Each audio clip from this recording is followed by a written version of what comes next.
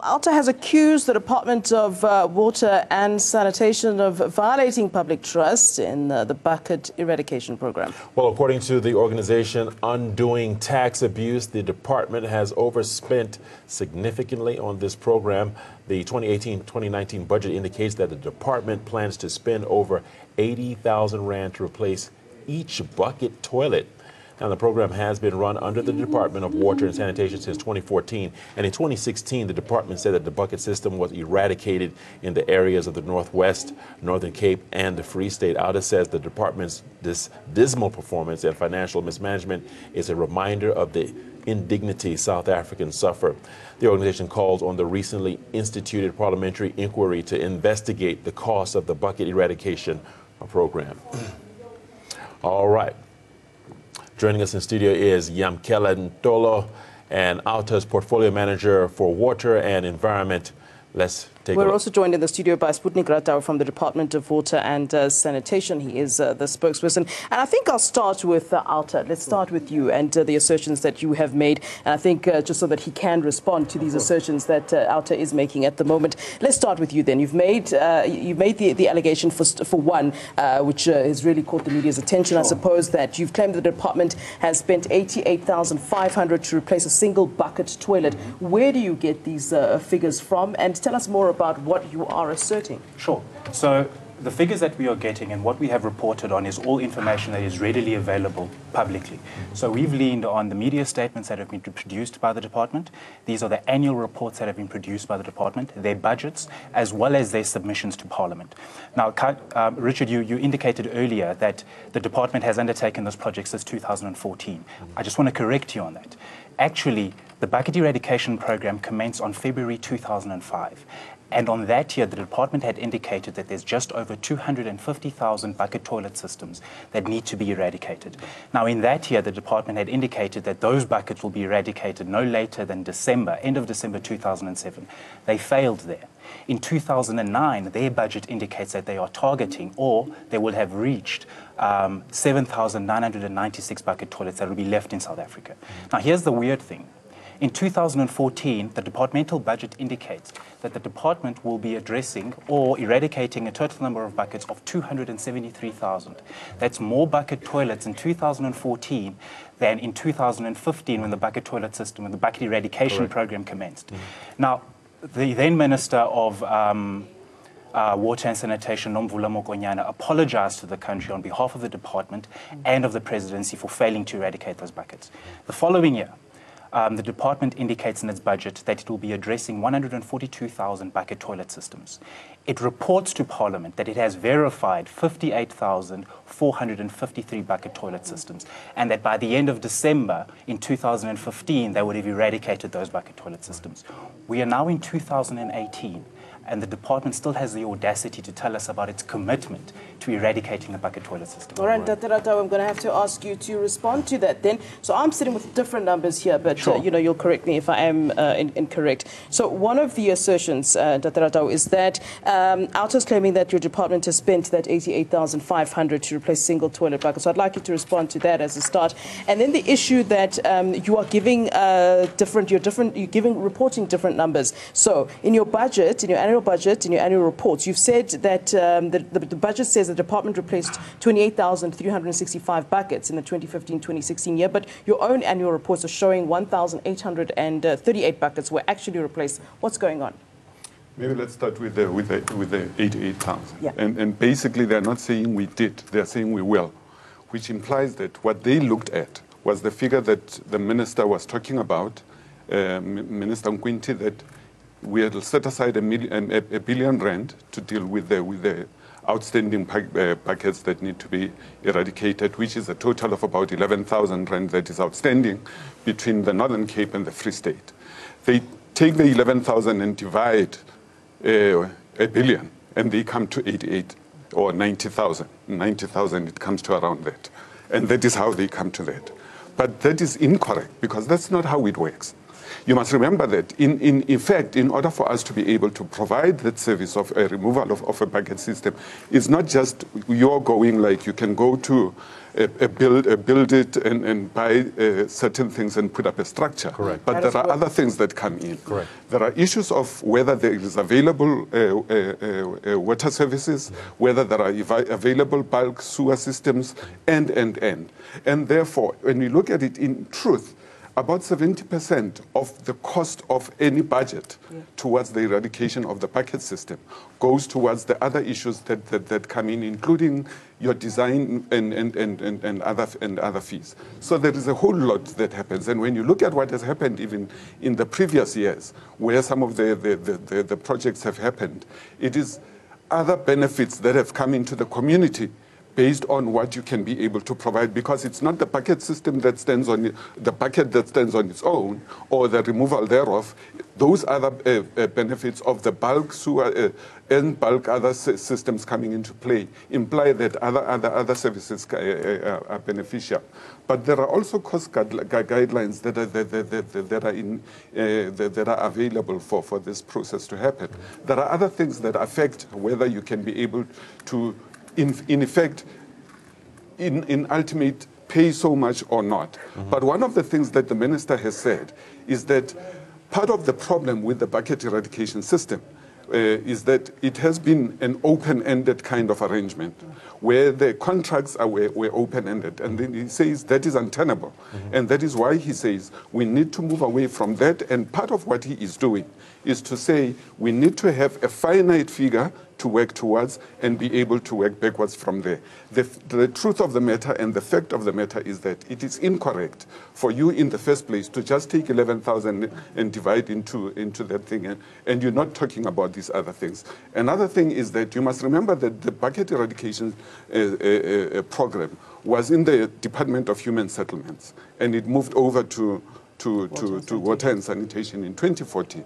There have been all of those things that have happened, but also you must remember what we have to put into the annual report are figures that have been verified, that have been validated, but also the AG demands that there must be a portfolio of evidence of the work that you claim to have done. So therefore, that also includes that there must be a beneficiary whom you can identify positively who is able to say, I have received that service. All right, sir, thank you for that information. You know, there's an old saying that men, women, and children lie, but numbers don't lie. And when I dig into these numbers, regardless of what you've just said, is completely incredible and it's unreal. For example, in 2015, the department spent $975 million replacing 1,838 toilets. That's an average of 530,000 rand per toilet.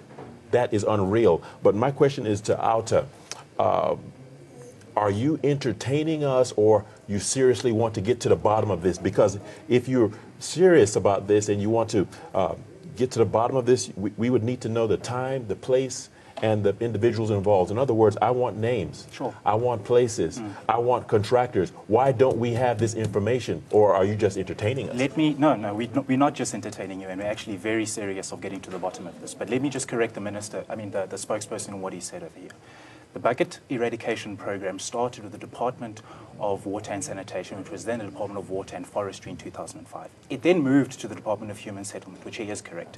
But for a significant amount of time, between 2005 up until now, it has been under the auspices of the Department of Water and Water and Sanitation.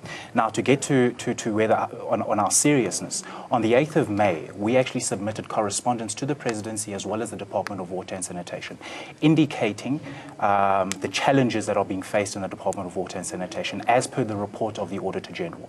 Now, amongst that correspondence, we indicate the bucket eradication program and the significant overspending that is on there.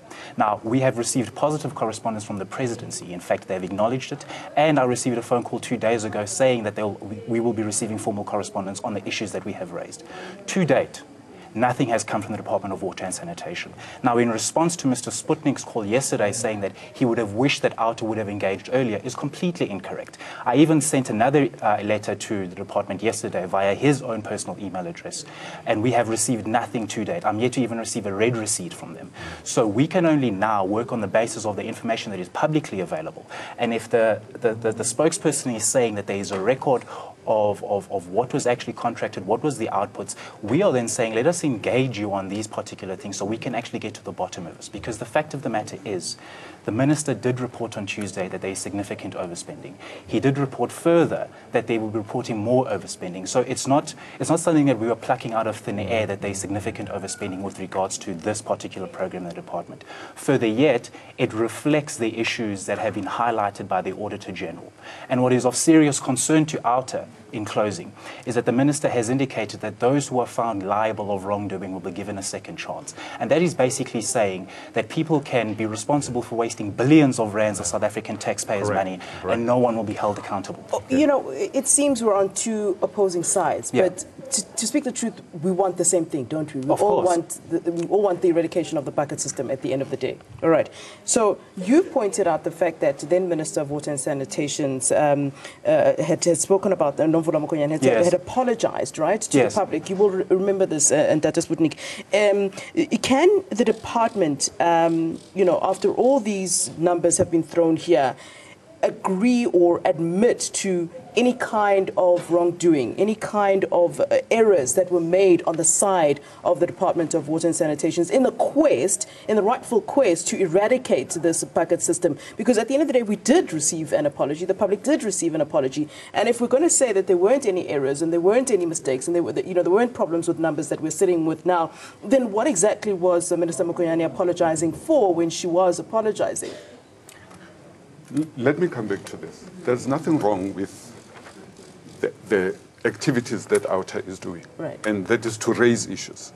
And it is appreciated, it is correct, because we need watchdogs. But what I'm saying is, the minister, even on Tuesday, does come back to say there has been overspending. Overspending is an admission that something went wrong. And if he says that in the next figures that are going to be audited by the Auditor General as of the 31st of July, that overspending will still reflect, and that means that there has been something wrong happening. And Minister has said that based on the fact that those things have happened, we cannot, because we have to account to the paying public for the fiscus that we are responsible for. And therefore, that is why he has said we need to be doing things a little more differently. But let me just be very brief, because I know we've got no time to look at this. That the issue of engagement is something that we are interested in and we will continue to do. That we will continue to do. So you will work together? We do that all the time. That is why we even engage with the media and everybody else. And that is why out of the work that is now in place, the minister has said that even in the fact that other people have done wrong, but what he was saying was he is not into condemning individuals. What he would want to say is, I've given you a line to follow. Let us follow that line. Anybody who falls out of that line, I'm going to take corrective steps for. And whether that includes someone losing his job or being disciplined in all kinds of different manners, that is what is going to happen. And therefore, the issue of the bucket eradication is a serious issue because it speaks to the dignity of the African people that they have suffered so much indignity over time. And it's something that we are not proud of. Well, all due respect, I think there should be some accountability. Again, the figure is 530,000 rand per toilet is outrageous. It's bordering on unreal. It's bordering on unreal, rather. Someone should be accountable. Who is responsible for overspending, and where are the checks and balances? Those are the most important questions. And as we spoke to our spokesperson from Outa, we want to see names. We want people brought to the public to answer for these this maladministration. And if we can't get that, I think it's a circus show. That's my opinion. I think that there's something that we might want to consider in closing. That you must remember that there is a report by the public protector that still needs to be dealt with. There is an SIU report that still needs to be dealt with. Parliament has pronounced on a process that it will follow in order to get an inquiry into the department. And from the point of view of officials, we're saying, let the process come out so that the issues that need to be dealt with must come out into the open, and then we can be able to move forward as a department with the proper consequence management having happened. I think that is where the minister is standing, and that is what he would like to see. Are you happy with that? Well, we've been clear that we do support the parliamentary inquiry process, and we've indicated even to the chairpersons that will be responsible, that will be making various submissions, which will include this one. So we look very much forward then if Spotnik is indicating that they're willing to engage with the department to really get down to the bottom of this and hold those responsible to account. So it's insufficient as far as we're concerned for the ministers to say that moving forward, those who are then responsible for wrongdoing will be held in account. That means that 6.7 billion is unaccounted for. And that is unacceptable as far as concerned, because what that means, Richard, is that if we uncover elements of criminality, is then the minister saying that no one will be criminally charged? And does he have the authority to make such a declaration?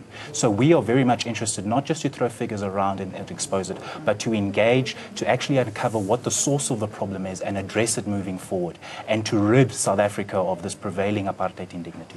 All right, okay. I think that moving forward, as my colleague has said, the issue is really about holding those who are responsible for these problems and overspending to be held accountable. And you agree that this will happen? I agree that must happen. Right. And you must remember that the parliamentarians have said that their process is not going to wait until it is over, but the parliamentary process will be in parallel with the law, the legal processes, so that you don't have a time lapse to be able to bring the two together. So we are happy with that, and we have actually stated that the department will cooperate with the parliamentary processes. We have to cooperate. We have to bring accountability. All right. Thank you very much. Let's leave it there. Let me thank both of you, gentlemen. Mr. Yamkela Ntolo, thank you very much for presenting Outa this morning. Outa's portfolio manager for water and environment, and Sputnik Ratau, spokesperson for the Department of Water and Sanitation. All right. Well, we're going to have both of you gentlemen back here at some stage so that we know exactly where we are moving forward. And as you rightly say, to rid the indignity that the apartheid system caused. This was a promise that the ANC government did make, and one that we hope that you will be able to deliver on. Thank you very much, gentlemen. We do appreciate it. Thank you.